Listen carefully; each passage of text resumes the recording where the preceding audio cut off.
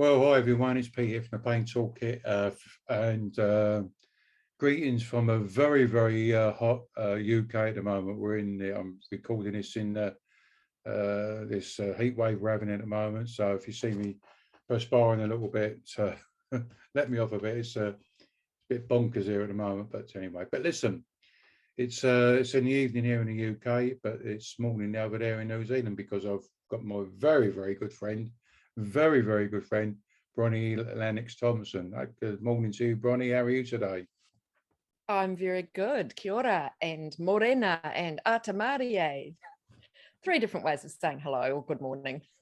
Okay, well, I love it. Yeah, listen, I do miss it. I have to be honest. I do think of New Zealand every day, like, but I'll be back over there soon. Hey, listen, reason I thought it might be useful to do a recording because I think recently we both saw a paper that's written by Mike Nicholas, and he was talking about the biopsychosocial stuff and all that. For me, I find that a lot of the healthcare professionals are using the sort of tackle the bio bit and perhaps the psycho bit, but the social side of it is seems to be a little bit missing, really, for me anyway, personally, and because part of my, I think, recovery is especially for me when I was on the input program, having the OTs there being part of the program was played quite a massive part in the actual my recovery, really, because they were giving us practical information on how to do stuff like that. Anyway, long story short, so that was my sort of take on it. But then I saw that you've written a piece now, an article about that perhaps OTs have been missing out on this the biopsychosocial stuff. So I thought it'd be a good idea if get you to do a video with you to sort of get your take on it. It's okay writing things on social media and papers and stuff like that, but I think for a lot of people out there, they like to hear people's comments. So over to you. Yeah, so I read the editorial. It's very good, and I don't disagree with anything.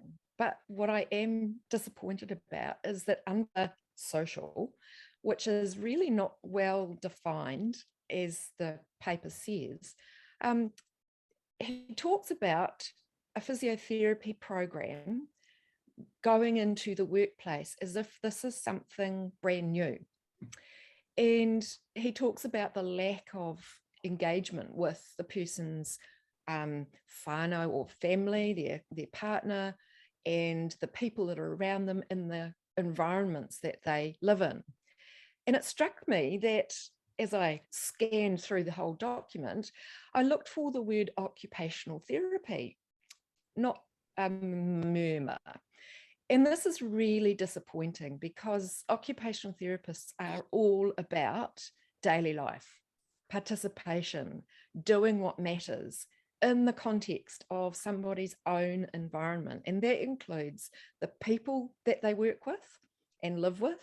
It includes the workplace, the physical environment, as well as the psychosocial environment. It includes fun and leisure. It includes all those aspects of doing in daily life that matter to people. And it's almost as if there's the switch to a biopsycho model where the social, or that bridge between the bio and the psycho, which is what occupational therapists do, has been left out. So what we do is we help people translate what they've learned with a physio, with a psychologist, into that person's own life, not some kind of strange new life, but a life that this person wants to have. And I want to see more acknowledgement and more involvement of occupational therapists in this space. We don't do a lot of randomized controlled trials as OTs. And there's a very good reason for that. It's because every solution that we come up with for an individual is that it's individual. It's individual to that person, what matters to them, the people around them, the environment that they live in, the physical, the mental, the spiritual context of that person's life. So it doesn't lend itself to big randomized control trials where everybody gets pretty much the same thing. Instead, we work in collaboration with the person. So occupational therapists will sit down with the person and have a look at their daily life, their week, their month, the things that they need to do, like drive the car, do the grocery shopping, make the bed, go for a walk, go to the pub, go and see a bunch of mates, play sports, all of those daily life things. And we'll work with that person to say, how are you going to use this thing called exercise? Where are you going to fit that in your day? We're going to look at, and what happens if we can't go out and do the form of exercise that you enjoy doing? What else could you do that will fill that part of your life? And when we look at, say, activity management, so that's the pacing idea, we say, so what does this actually look like? If you're a bank teller and you can't just go and stop and say, sorry, I'm going to stop and do my pacing break. Well, how else do you manage? That's our job as occupational therapists, because we go there, we talk to the employer, we talk to the co-workers, we talk to the person's partner and family, we talk to their mates, we try to bring in a whole bunch of solutions and ideas so that the person's able to make a choice about what they want to do and how they want to do it. So I can't emphasize enough that occupational therapists really do that knowledge translation from what happens in theory in a gym or an office or a treatment clinic into the world, the daily life world of a person. Can I, I mean, you mentioned an order, and I'm sitting here, I'm getting neck aches, I'm nodding with you all the time, like, But the thing is, because what you're doing, you're flagging up, and I think, and I don't know why, but I mean, I think occupational therapists, I've got a massive part to play in pain self-management, pain management. I think I posted something the other day. It just come to mind. I don't know, perhaps Sunday mornings are I don't go to church, but my sort of reflective time, I'm sort of have a cup of tea in bed and whatnot.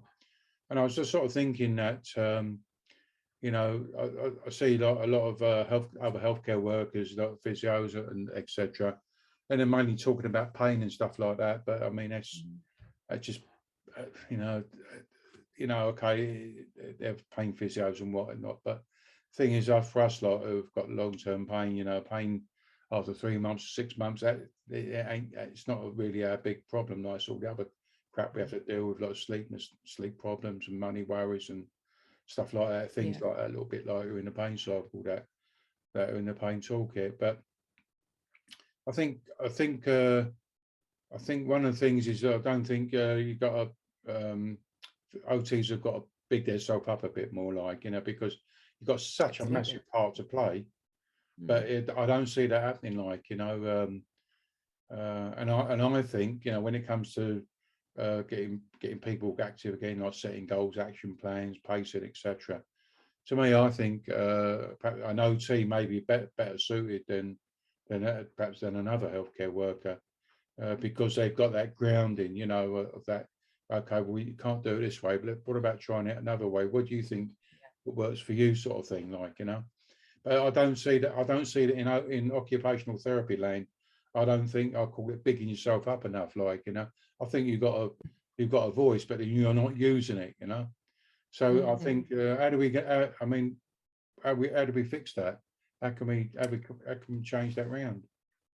Things like this, like a good conversation. My engagement in social media means that lots of people know that I am an occupational therapist, and that the things that I talk about are about respecting this individual that I'm working with, collaborating, seeing myself alongside, coaching perhaps, but I'm not trying to wave a magic wand, and I'm not really focusing on pain intensity. It's there, And some of the things that I can help the person with might help to reduce the pain a bit. But what I'm really focusing on is how can I help this person live and do what matters in their life? Because that's what our job is. And to be able to say at the end of it, I'm going to let you go and you've got your training wheels on, you can do what you need to do, or you can come back if you want a hand, but actually you're in charge of the next best steps for you. That's the most rewarding part of helping somebody, knowing that that's what they're doing. So I think it would be lovely to see more people who have benefited from being seen by an occupational therapist start to talk about their experience, because while we can do research sits in journals and it matters to sort of the hierarchy, but on the ground, what really matters is that this person gets to do what matters to them. So let's start broadcasting that I saw an occupational therapist, this is what they did. OTs, we need to step up and we need to start saying, not in a defensive way that this is my turf, don't walk on it, but when you get stuck, physio, and you're starting to look at how this person does this in the daily life, come and talk to us because we can help you. Same with the psychologists, when they get stuck applying the stuff, generalizing those skills, come and talk to us because that's our job. Ultimately, it does not matter who offers the therapy. What matters is that the team is focusing on the person.